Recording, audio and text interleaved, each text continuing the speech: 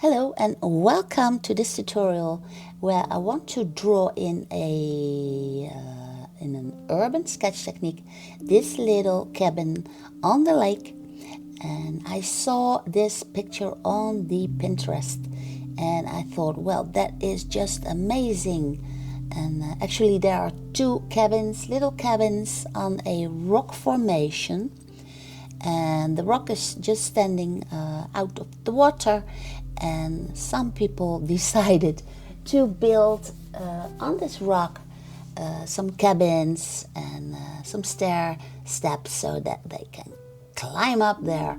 And I thought, well, this is just amazing. This is something that I would totally visit if I was on a holiday.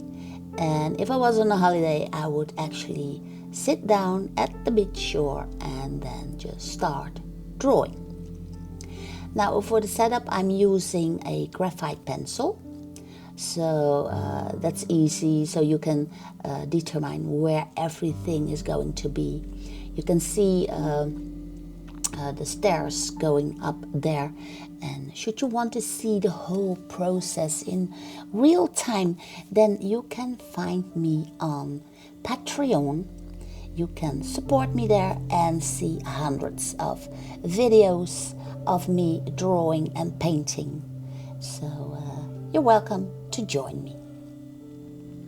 So I roughly sketched the rock formation, and I also put in the horizon line. So that's the dividing line between what is sky and what is earth or water, if you want. And because I did the setup with the graphite pencil, I can now easily start to draw in the permanent lines with a water-resistant fine liner. And I simply draw what I see. So I see a little window inside the wall, inside the cabin. And there are also railings so that you do not tip over if you would be standing on that rock. And I think that's lovely too. And there's a little sign plate, maybe with words on it, what this means, what these houses mean, or something. So I put that in too. And what is also very important for me is to put in two persons. You can draw in as many as you want, but I wanted to draw two persons. One person is walking up the stairs, going up there, and a second person who is waiting for the first person. So what I do is, for the stairs, I try to draw out the thickness of the side of the stairs. And for the rock formation, I draw in whimsical lines. And of course, I also do not want to forget the tires that are dangling from the side, so people can park their boat there or something. That's something I imagine in my head. I'm not sure where this cabin is.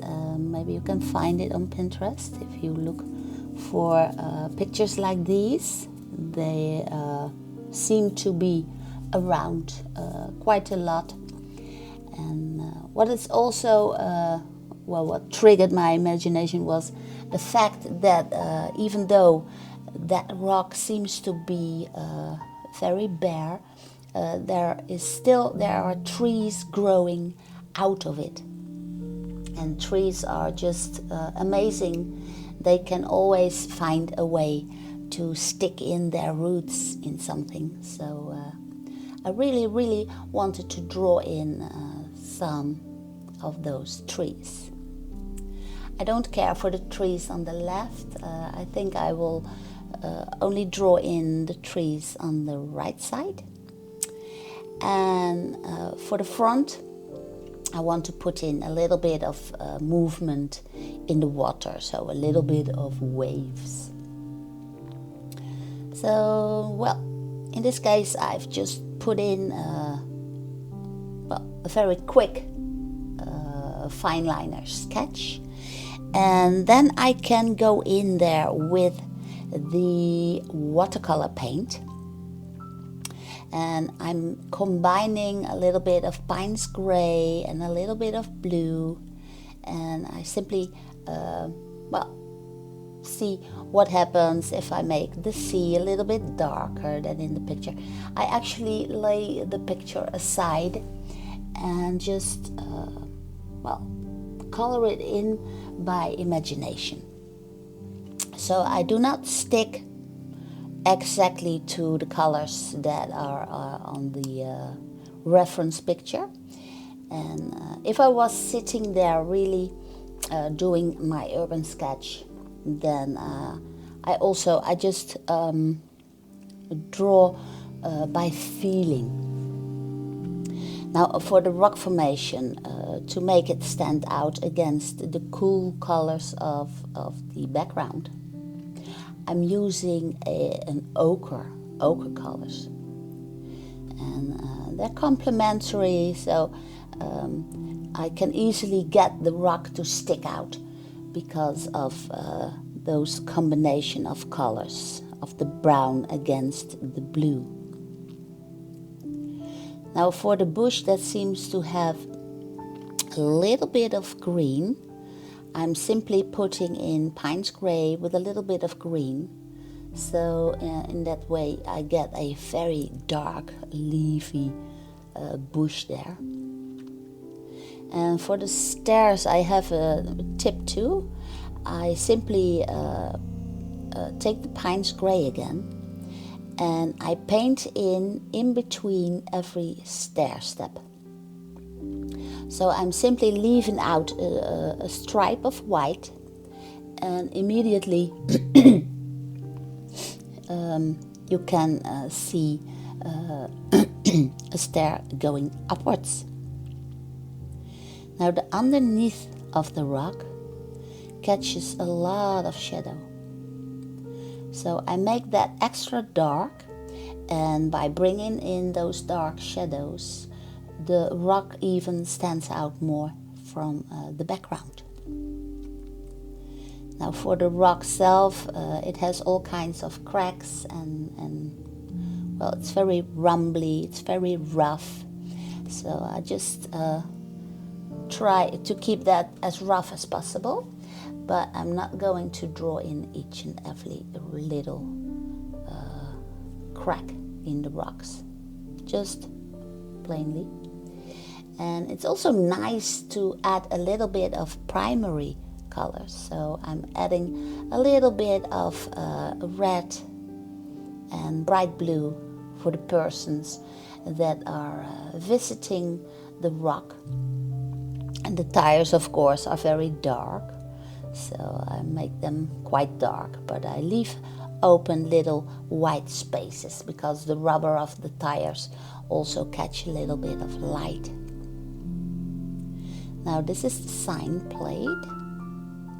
I'll just put in a little bit of brown there. You can also use that for the rock formation. And I think, well, the sea is a little bit dark. Now I have a white gouache.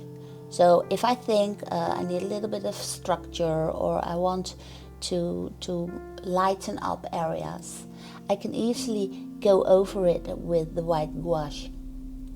So, well, then I think it's too white. Well, I simply take a little bit of blue and then I put that into the white gouache. And then I have a bright blue sea. So you can always alter the colors in a watercolor painting. And you can put in layers of colors, and well, that gives your drawing extra strength, and it makes it come very alive. So that's what I do, and these are my tips for you. Now this was the original, and the right one, of course, is what I made out of it. Just, well, having my imagination take away and take you along to this amazing place. So, if you want, you can always find me on Patreon to see the real-time recording, of course, and there are hundreds of other more tutorials for you to see. Thank you for watching, and I will see you again soon.